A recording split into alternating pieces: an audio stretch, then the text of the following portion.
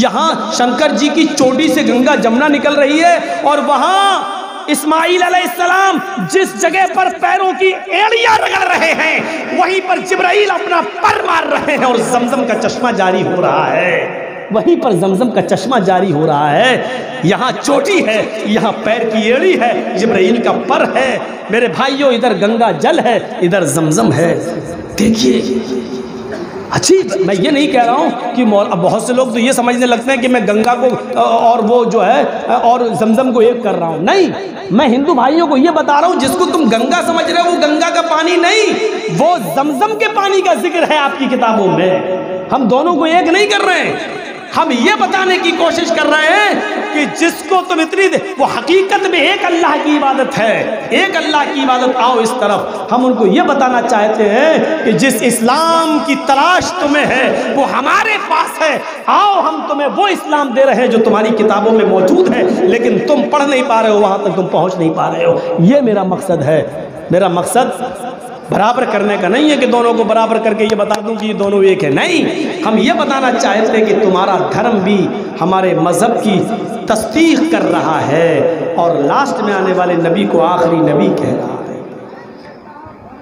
शर्म चुधारी सदूचका उच्चलापी, वो भक्ति के लिए घंटा नहीं बजाएंगे, ऊंची आवाज में उच्चलापी आलाप करेंगे, ऊंचे जगह पर खड़े होकर वो जबान से बुलाएंगे, नाम लेंगे, अल्लाहु अकबर अल्लाहु अकबर अल्लाहु अकबर अल्लाहु अकबर, अस्मल्लाम इल्लल्लाह मित्रा वरुड़ो इल्लल्ले इल्लल्लाह।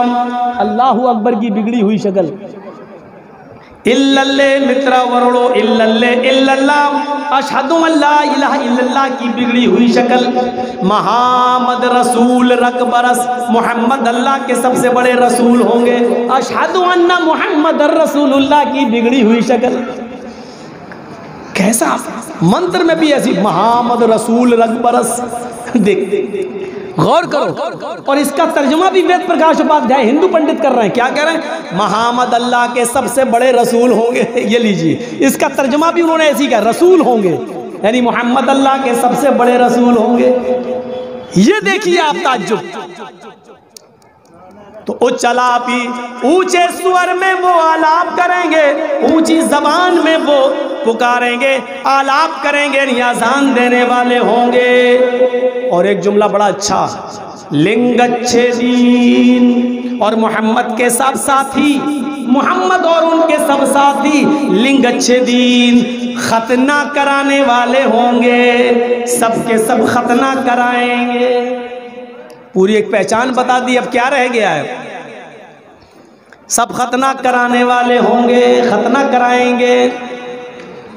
सर्वभक्षो मतोमम, भविष्य पुराण कहती सर्वभक्ष, सब्जी भी खाएंगे और गोश्त भी खाएंगे। सर्वभक्ष, सब कुछ खाएंगे, शाकाहारी भी होंगे और मांसाहारी भी होंगे। बिना कौलन च पश्वस्तेषा, लेकिन हर जानवर नहीं खाएंगे। ये भी लीजिए, हर जानवर नहीं खाएंगे।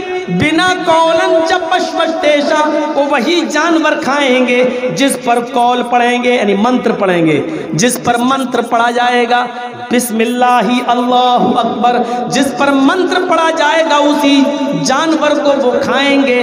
बिना मंत्र के, बिना बिस्मिल्लाह अल्लाहु अकबर के उनके यहाँ कोई जानवर हलाल नहीं होगा। इंसान, आप गौर कीजिएगा, अल्लाह ताला ने दो किस्म की मखलूक बनाई है। एक मखलूक का पेट बड़ा होता है और एक का पेट छोटा होता है। उनका डाइजेस्टिव सिस्टम, उनका कुव्वत हाजमा उसी हिसाब का होता है। बड़े जानवरों में भैंस, गाय, ऊंट, हाथी, आप इसको देख लीजिए, इनका पेट बड़ा है, लेकिन अगर ये गोश्त खा लेंगे तो इनका हाजिमा बिगड़ जाएगा और इनका लीवर काम नहीं करेगा। इनका डाइजेस्टिव सिस्टम गोश्त को हजम करने के लायक नहीं है। इसलिए ये जितने बड़े पेट वाले जानवर हैं ये घास खाएंगे, चारा खाएंगे, हरी भरी सब्जी खाएंगे, आप देख डालिए। और छोटे पेट वालों को देख लीजिए, शेर, कुत्ता, बिल्ली, इन जानवरों को देख लीजिए, इनका डाइजेस्टिव सिस्टम जो है, कुव्वत हाजमा जो, ये सब्जी खाएंगे तो हजम नहीं होगी, ये गोश्त ही खाएंगे, ये सब्जी नहीं खाएंगे, ये गोश्त खाएंगे। गोश्त खाने वालों का पेट छोटा, सब्जी खाने वालों का पेट बड़ा। लेकिन अल्लाह ताला ने इंसान को जब पैदा किया है इस कायनात के अंदर, जब रचना की इस कायनात की, तो हमारा और आपका इंसान का पेट बीच का रखा है, मीडियम, ना बड़ा है हाथी की तरह, ना छोटा है बिल्ली की तरह, मीडियम पेट रखा है। और बीच का पेट, मीडियम पेट, इस बात की अलामत है, साइंटिफिक तरीके से साबित होता है कि इंसान का डाइजेस्टिव सिस्टम, इंसान का कुव्वत हाजमा, इंसान का लीवर सब्जी भी हजम कर सकता है और गोश्त भी हजम करता है। अरे बड़े का नल्ला हजम कर जाते हैं, पाया खा के हजम कर जाते हैं। बताइए, इतनी बड़ी चीज इंसान पाया जैसी चीज हजम कर जाए, इंसान का बीज का रखा है। ये साइंटिफिक तरीके से भी हमें पता चलता है कि इंसान गोश्त और सब्जी दोनों खाने के लिए पैदा हुआ है। दूसरा देख लो, जिन जानवरों के दांत नुकीले होते हैं, यार नुकीले, वो गोश्त खाते हैं, और जिनके दांत सिंपल होते हैं वो सब्जी खाते हैं। हाथी के दांत बाहर वाले मत देखना, ये दिखाने के होते हैं, गोश्त चबाने के लिए नहीं होते हैं, ये दिखाने के। और अंदर के सारे दांत सब्जी खाने वाले होते हैं, एक भी दांत नुकीला नहीं है, ये बाहर के दांत सिर्फ दिखाने के होते हैं बस।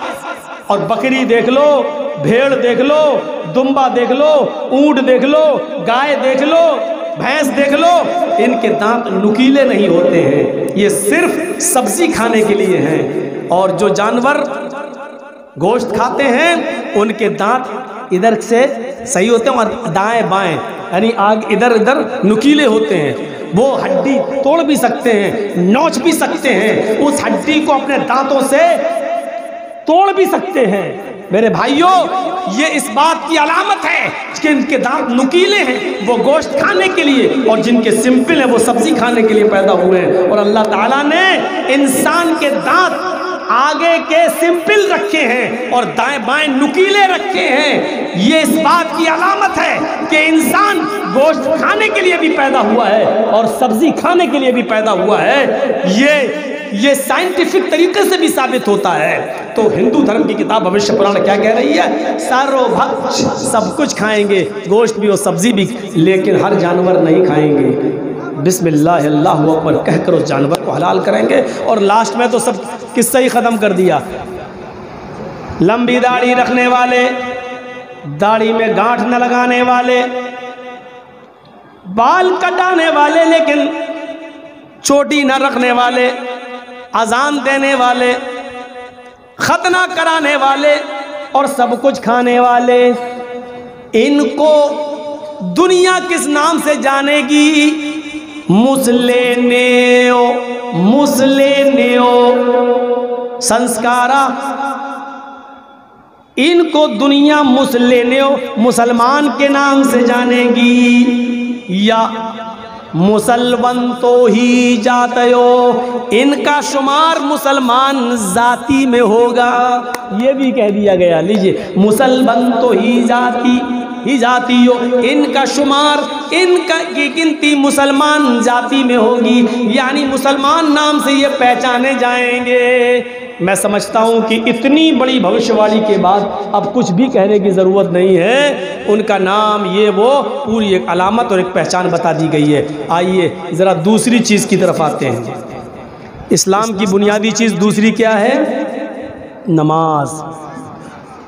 हज़रत उमर इब्न ख़त्ताब रज़ी अल्लाह ताला अन्हु ने वो बयान किया है ना कि वान उमर इब्न ख़त्ताब रज़ी अल्लाह ताला अन्हु क़ाल बैनमा नहनु इंदा रसूलिल्लाहि सल्लल्लाहु अलैहि वसल्लम ज़ात यौमिन इस्तला अलैना रजुलुन शदीदु बयाज़ि सियाब व शदीदु सवादिश शा'r ला युरा अलैहि असरु सफर वला यारिफु मिन्ना अहद हत्ता जलसा इलन नबी सल्लल्लाहु अलैहि वसल्लम फअस्नद रुकबतही इला रुकबतही व वज़अ कफ़ैही अला फ़ख़िज़ैही व क़ाल या मुहम्मदु अख़बिरनी अनिल इस्लाम क़ाल अल इस्लामु अन तशहद अन ला इलाहा इल्लल्लाह व अन्ना मुहम्मदर रसूलुल्लाह व तुक़ीमस सलाह व तुअतियज़ ज़कात व तसूम रमज़ान व तहुज्जल बैत इन इस्तताअत इलैहि सबीला। जिब्राइल अमीन जो इंसानी शक्ल में आए, उमर इब्न खत्ताब रज़ियल्लाहु ताला अन्हु कहते हैं कि हम लोग अल्लाह के रसूल के पास बैठे हुए थे, जिब्राइल अमीन इंसानी शक्ल में आए, हम लोग उनको पहचान नहीं सके। वला यारिफु मिन्ना अहद, हम में से कोई भी नहीं जानता था ये कौन है। शदीदु सवादिश शा'r, बाल बहुत ज़्यादा काले थे और कपड़े बहुत ज़्यादा सफ़ेद थे। वो आए और अल्लाह के नबी के पास आकर बैठ गए और अपने दोनों घुटनों को अल्लाह के नबी के दोनों घुटनों से चिपका लिया और अपने दोनों हाथ की हथेलियों को नबी की रान पर रख लिया। वक़ाल या मोहम्मद, और क्या कहा, अय मोहम्मद सल्लल्लाहु अलैहि वसल्लम इस्लाम के बारे में बताइए। अख़बिरनी अनिल इस्लाम, इस्लाम किसे कहते हैं, इस्लाम क्या है? तो अल्लाह के नबी ने फरमाया अल इस्लाम अन तशहद अल्ला इलाहा इल्लल्लाह, इस्लाम ये कि इस बात की गवाही दो कि अल्लाह के अलावा कोई माबूद नहीं, व अन्ना मुहम्मद रसूलुल्लाह, और मोहम्मद अल्लाह के रसूल हैं। ये दोनों चीज़ें हम बता चुके हैं आपको।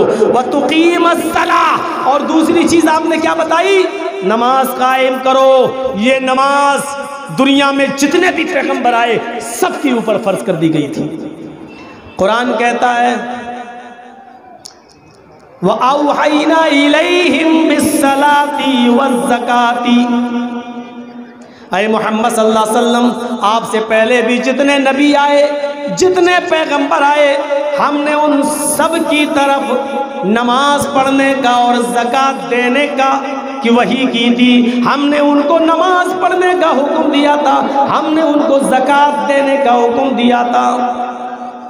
व औहयना इलैहिम बिस्सलाति वज़्ज़काति, हमने उनकी तरफ भी वही की थी। किसकी तरफ? आपसे पहले जितने भी नबी आए, मोहम्मद सल्लल्लाहु अलैहि वसल्लम से पहले जितने भी नबी आए, सबको क्या हुक्म दिया गया था, नमाज पढ़ो और ज़कात अदा करो। ये लीजिए सबके लिए, और खुसूसी तौर पे 4-5 नबियों का वो तो जिक्र नमाज के में आया ही है। हज़रत मूसा अलैहिस्सलातु वस्सलाम को अल्लाह ताला ने हुक्म दिया था फ़अब्दुनी व अक़िमिस्सलात लिज़िक्री। लीजिए मूसा अलैहिस्सलाम को अल्लाह ने क्या हुक्म दिया, अय मूसा सिर्फ और सिर्फ मेरी ही इबादत करना, सिर्फ मेरी इबादत करो। व अक़िमिस्सलात लिज़िक्री, और मेरे जिक्र को बुलंद करने के लिए नमाज कायम करो, मेरी इबादत को बुलंद करने के लिए नमाज कायम करो, मेरे नाम को, मेरे जिक्र को बुलंद करने के लिए नमाज पढ़ते रहो। मूसा अलैहिस्सलाम को अल्लाह तबारक व तआला नमाज पढ़ने का हुक्म दे रहा है। ईसा अलैहिस्सलातु वस्सलाम को भी नमाज पढ़ने का हुक्म था। ईसा अलैहिस्सलाम ने फरमाया, कुरान कहता है व औसानी बिस्सलाति वज़्ज़काह, मेरे रब ने मुझे वसीयत की, मेरे रब ने मुझे हुक्म दिया नमाज पढ़ते रहना और ज़कात देते रहना। ईसा अलैहिस्सलातु वस्सलाम पर भी नमाज फ़र्ज थी। अल्लाह ने मुझे नमाज का और ज़कात, नमाज पढ़ने का और ज़कात अदा करने का हुक्म दिया।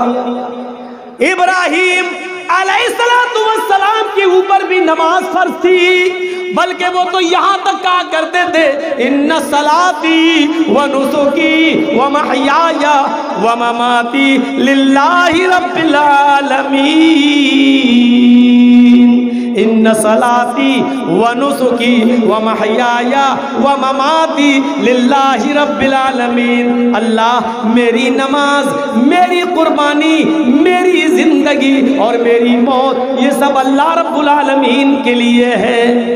इन्ना सलाती व नुसुकी व महयाया व ममाती, मेरी नमाज, मेरी कुर्बानी, मेरी ज़िंदगी और मेरी मौत सब अल्लाह रब्बुल आलमीन के लिए है। इन आयतों से मैंने बता दिया कि नमाज मोहम्मद रसूलुल्लाह से पहले भी तमाम नबियों पर फ़र्ज थी। अब रह गया यहूदियत में नमाज है, ईसाइयत में है ही, हिंदू धर्म में, तो हिंदू धर्म के अंदर भी नमाज है। जाहिर है कि हिंदू एक कौम है और इसमें भी कोई ना कोई नबी आया ज़रूर था। कौन आया ये नहीं मालूम, लेकिन आया ज़रूर था। इसीलिए नमाज का जिक्र हिंदू धर्म की किताब में मौजूद है। श्रीमद् भागवत गीता का 6वां अध्याय और मंत्र नंबर 10 कहता है योगी युज्जीत सततमात्मानं रहस्यस्थिता एकाकी अच्युतात्मा निराशीर परिग्रह। हवाला दे चुका हूँ, श्रीमद् भागवत गीता अध्याय 6 मंत्र नंबर 10। जब पूजा के लिए, भक्ति के लिए खड़े हो तो पूरे शरीर का योग कर लो। योगी, यूपी वाला योगी नहीं, योगी यूपी वाला मत समझ लेना। योगी का यहां मतलब क्या है? पूरे शरीर की एक्सरसाइज, पूरे शरीर का पूरे शरीर की कसरत और वर्जिश, योग सिर्फ नमाज में, सिर्फ नमाज में। देख लीजिए आप, हिंदू भाई क्या करते हैं? खड़े हो गए मूर्ति के सामने, बस ओम भूर्भुवः स्वाहा, ये। लेकिन योग नहीं है पूरे शरीर का। पूरे शरीर का योग देखिए आप, देखिए, अल्लाहु अकबर।